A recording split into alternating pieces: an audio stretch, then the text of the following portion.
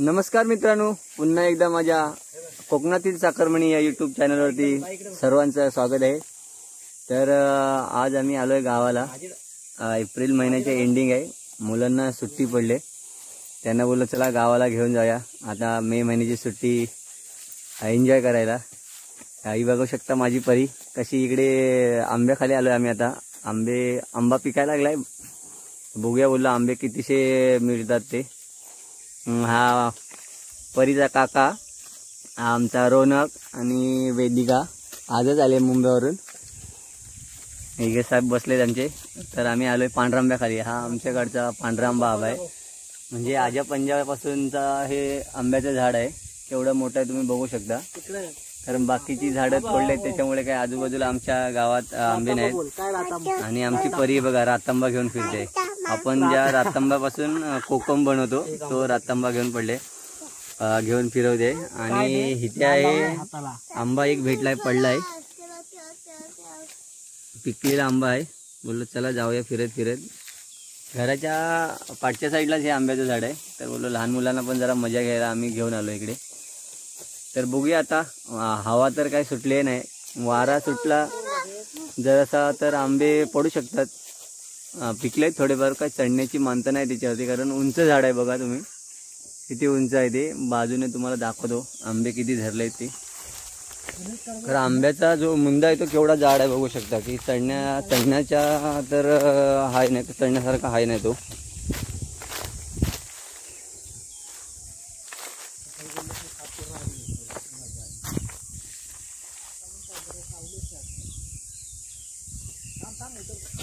हा बघा आंबा पडला एक, कारण थोडी जरी हवा आली ना, जरी आंब्यांची वरच्या टाळ्या हालायला लागल्या तर आंबे पडतात। तर आंबे बघू शकता किती धरले आहेत। हा रायवळी आंबा आहे, बस झाला आपल्यासाठी खाण्यासाठी मजा करण्यासाठी तरी तेवढा खूप झाला।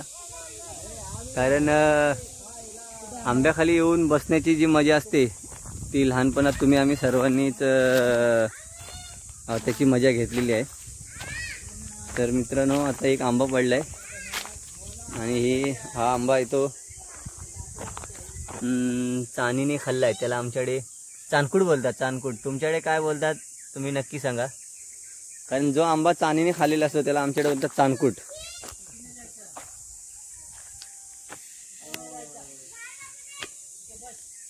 तर ही आहे आजूबाजूची शेती। जे तुम्हाला नारळीचं झाड समोर दिसतंय तिकडे आमची घर आहेत, जे 5-10 मिनिटावरतीच ही शेती आहे। आणि ही हा आंब्याचं जे झाड आहे धरलेलं आहे। तर काही दिवसापूर्वीच पिकायला लागले, बघू आता किती भेटत आहेत। आता 2 भेटलेत आम्हाला पडलेले, बघू शकता कशी मुंबईवरून आल्याच्या नंतर गावाला मजा करण्याची। लहान मुलांचा जो चेहऱ्यावरचा आनंद असतो तो मुंबईला आपल्याला कुठे मोठमोठ्या हॉटेल किंवा रेस्टॉरंटमध्ये सुद्धा मिळणार नाही। अशी लहान मुलांच्या चेहऱ्यावरचं हास्यस्मित हे आपल्याला गावाकडे आपल्या कोकणात आल्याच्या नंतर मिळतं। बघा कशी एन्जॉय चालले। पाणी आहे ते परी बस पडशील। वेदिका डान्स करते, त्याने स्वतःच म्युझिक वाजवणार आणि स्वतःच डान्स करणार। फणस बघू शकता तुम्ही किती खालती आहे तो। झाडावरती चढायची काही गरज नाही, पिकला का फक्त जागेवरच फोडून खायचं आहे। आई काय बोलते, काजूची झाड आहेत, काजूची झाडं जवळजवळ आता संपत आले। आईकडे खाणार, घरी गेल्यावर खाणार। इकडे खा, पडणार तिकडे।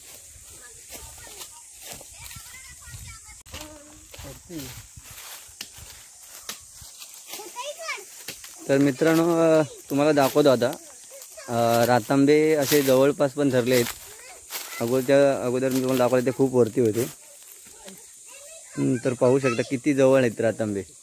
तर हा पूर्णपणे पिकलेला आहे। ह्याला व्यवस्थित आपण जर काढून त्याचा आपण सरबतसुद्धा बनवू शकतो। जे कोकम सरबत बनवतात ते ह्या फळापासून आपण कोकम सरबत बनवतो।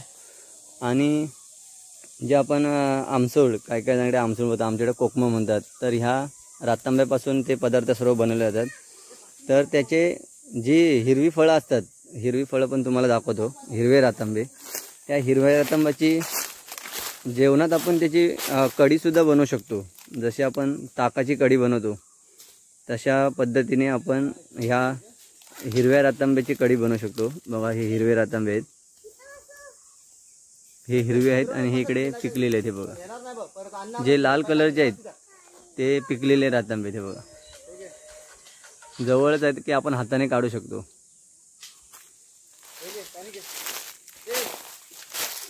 आणि खूप सारे रातांबे पिकून गळले आहेत बघा, हे पिकून गळलेले आहेत, पडले आहेत ते पिकून कर.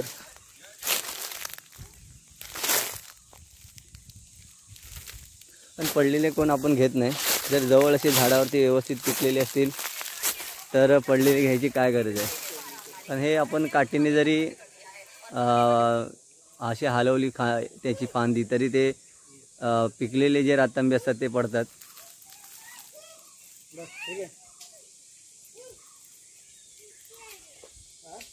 बघा किती धरले. अशा आपल्या आता या कोकणात वेगवेगळ्या प्रकारचा रानमेवा आपल्याला मिळत असतो. बघूया अजून आपण जर वरती जंगलात फिरायला गेलो तर तुम्हाला अजून काही गोष्टी बघायला मिळतीलच.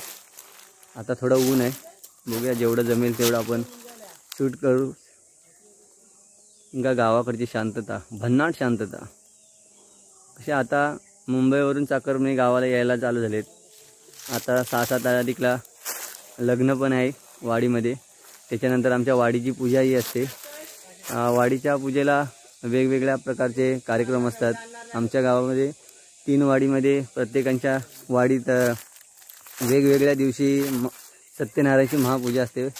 वेगवेगळे प्रकारचे कार्यक्रम असतात, ते तुम्हाला पुढील व्हिडिओत बघायला मिळतील.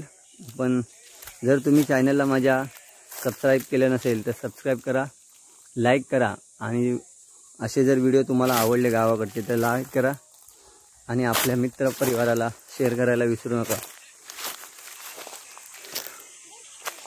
तर असेच व्हिडिओ चालू राहतील. बघूया अजून आपल्याला काय काय पाहायला मिळतं ते.